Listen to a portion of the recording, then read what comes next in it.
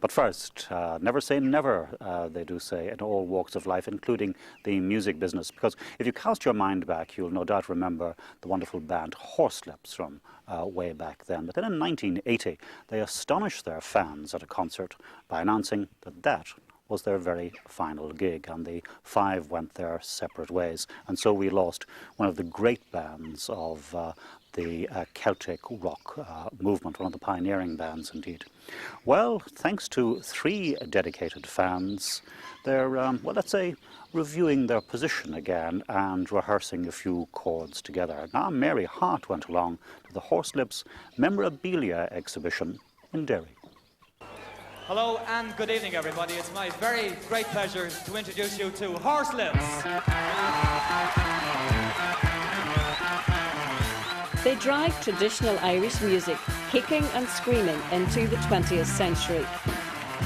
The Horslips gave birth to Celtic rock, and as they say, nothing will be the same again.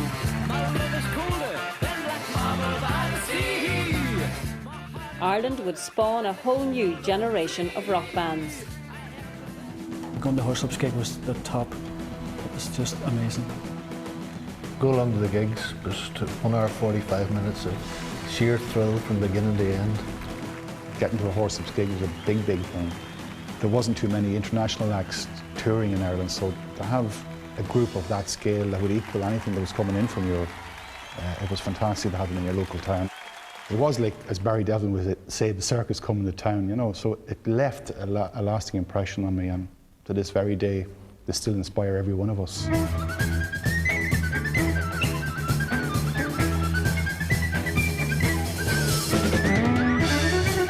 Yet, at the peak of their career, the band decided to give their last public performance in Belfast in 1980, and each went their separate way. That is, until three ardent fans met on the internet, and the idea evolved of putting together an exhibition of memorabilia. I met Stephen on the Horslips website, and we realised we're just living within sort of an hour of each other, everything, and we decided to get together. We looked into what each other had. We helped each other compile what we needed or was missing. That's the way we built up our collection. I found out what Paul had and what Stephen had, and we all kind of made lists of what we had. Then we approached the band to see if they would have had anything remaining from 30 years ago. Since then, the three have been on a journey of discovery, painstakingly seeking out vinyl albums, music sheets, and most of all, those distinctive Horslips posters. What we see here today is the visual effect. Charles O'Connor, the band's fiddle player, he designed all of their albums, most of these posters here. So, you know, the Horslips experience was live, it was the music, it was the stories, and it was clever. You know, there was an intellectual stimulation there for people who cared to look for it. Well, I remember the Butt Hall. There's a poster up there from the Butt Hall in Balmafay, and I remember 1975. It was outside on the sandwich board, and taking it off the sandwich board, and then taking it on the gig, and getting the boys to sign it. It's amazing that we've just this week got the final one from America, from a girl who is obviously Irish, and she emigrated there in West Virginia. So her poster has been framed. It's now part of the exhibition. So we got stuff from America, Australia, Germany, and all of Ireland. So the Horslips memorabilia exhibition was born. For Jim Nealis, opening in Derry had a special significance. St Colum's Hall here in Derry, where they played exactly 30 years ago, was the concert I went to, and I think from that moment I was completely hooked.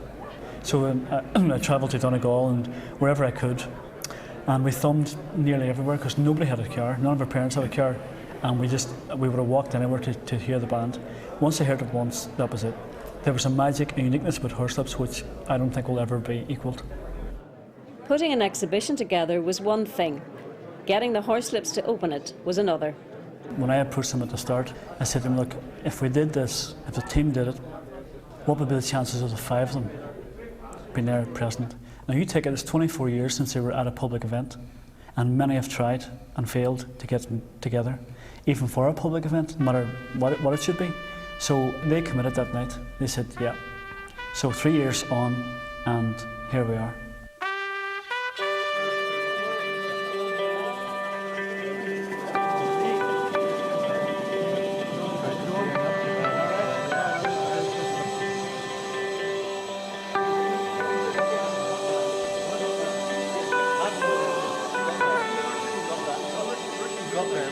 And so, after 24 years, Ireland's legendary Celtic rock band arrived in Derry's Orchard Gallery, a little bewildered by all the nostalgia that greeted them.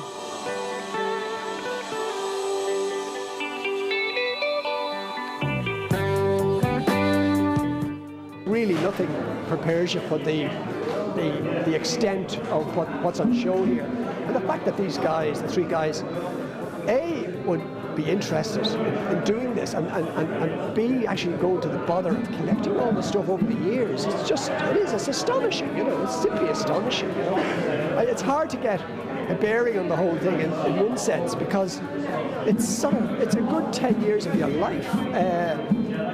It's like, in a weird way, you know, you know when people say if you're drowning at sea, you know, your past flashes before your eyes. Well, all I had to do was walk in here and you go, holy God, was it really like this? And there's just so much of it. Gobsmacked. No two ways about it. First of all, I couldn't believe the quantity of stuff. And I couldn't believe the kind of inventiveness in the way that Jim and the guys put it together. And I was kind of, I think the word you used earlier was humble, which is one that I like to use. But like, it's fantastic, you know, what these guys have done, you know, and all the stuff they put together. And I found out where my mantelpiece clock went. You know, Jim Nealis nicked it and put it in an exhibition. It's fantastic. Like, I had an idea that he had a lot of posters, and I kind of knew there was going to be a freezer other place, but the cumulative effect of the whole thing is just, holy mother of God, it's outrageous, it's wild. I'm astonished that there is this amount of stuff. I had no idea that that amount of stuff existed, like in terms of posters. And how did three ordinary guys manage to persuade them when others had failed? Yeah, Lulu's manager was after us, and four other guys.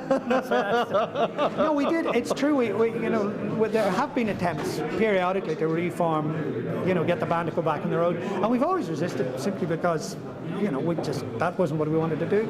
But we were too fat at the time. Yeah, and so when Jim started telling us about this, we kind of, we have to go up there and open this, which is great. And then we went, if we're going up there to open it, we better sing.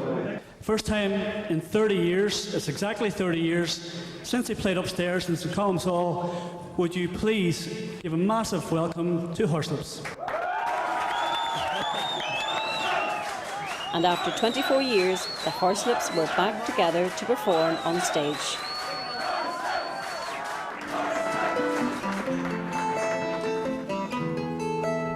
There was a country fiddler, a jester riddler, a joker, a singer songs.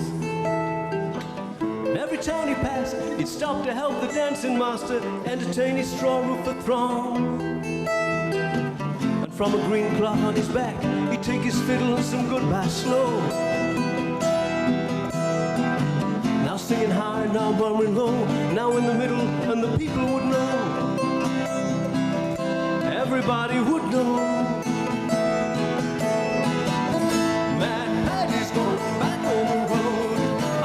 String of fiddle is his only note.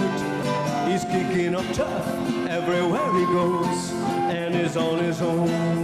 But now that they've had a blast from the past, would there be a second coming? I tell you, it was fun today. A lot of crack, and I just think that there isn't a stage in the world that's strong enough to support the combined weight. Mad Pat's on the road. We'll go back home and be ourselves again.